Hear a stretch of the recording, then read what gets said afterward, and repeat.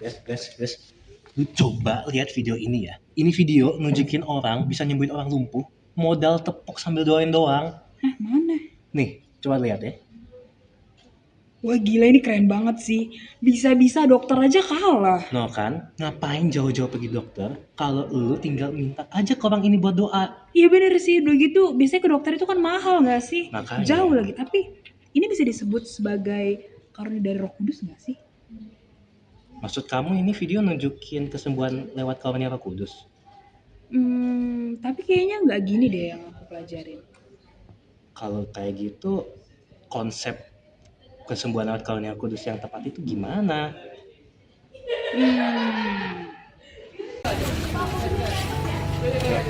Saya perintahkan kau in Jesus name. Berdirilah. Ayo.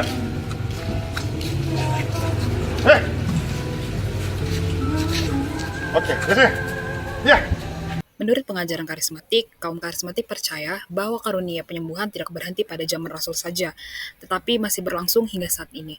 Iman juga dipandang bukan hanya sebagai keyakinan pasif, tetapi sebagai kekuatan aktif yang terlibat langsung dalam proses penyembuhan itu sendiri. Penyembuhan sering dilakukan melalui praktik spiritual seperti penumpangan tangan sebagai wujud iman dan perantara kuasa ilahi. Proses penyembuhan juga dianggap sebagai bukti nyata kehadiran dan pekerjaan dari Roh Kudus dalam kehidupan orang percaya.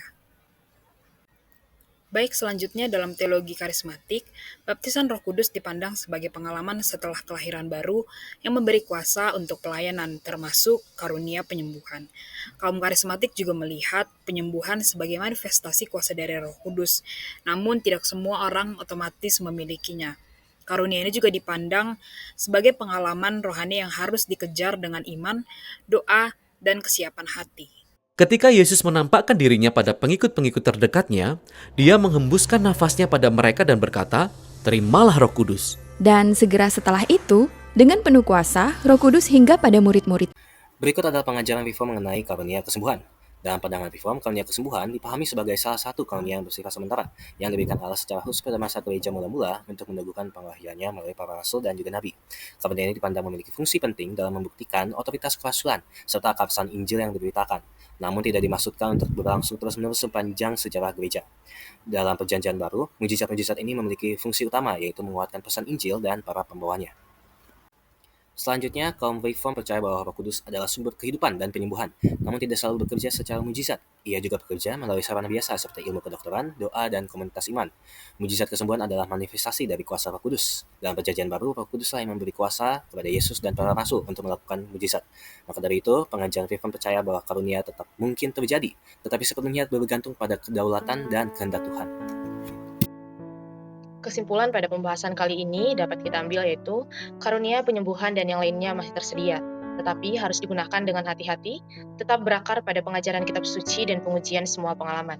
Penyembuhan bukan otomatis, melainkan berdasarkan kehendak Allah dan iman jemaat, serta tidak mendorong pengalaman mistis di luar kendali. Fokus pada Kristus bukan pada tanda atau keajaiban. Penyembuhan sejati ada dalam penebusan dan kebangkitan. Oleh karena itu, kita perlu berfokus kepada otoritas kitab suci, kedaulatan Allah dan Kristus sebagai pusat segala hal tetap menjadi fondasi utama. Oleh karena itu, ada beberapa hal yang bisa kita terapkan di dalam kehidupan kita. Yang pertama adalah berdoa dalam iman saat sakit, mencari perawatan medis, dan juga melakukan sesuai dengan kehendak Allah. Yang kedua adalah mendukung pelayanan medis. Dari sini kita dapat melihat dunia kesehatan sebagai sarana Allah bekerja dan sebagai panggilan ilahi, bukan sekadar profesi. Yang ketiga, kesembuhan fisik bersifat sementara. Dan kita meyakini bahwa kesembuhan sejati adalah keselamatan jiwa dan tubuh dalam kekekalan. Hal ini juga dituliskan di dalam firman Allah pada Wahyu 21 ayat 4. Yang keempat adalah, sebagai orang Kristen, kita menaruh pengharapan utama bukan pada berikut daftar pustaka yang kami gunakan untuk membahas materi pada kali ini.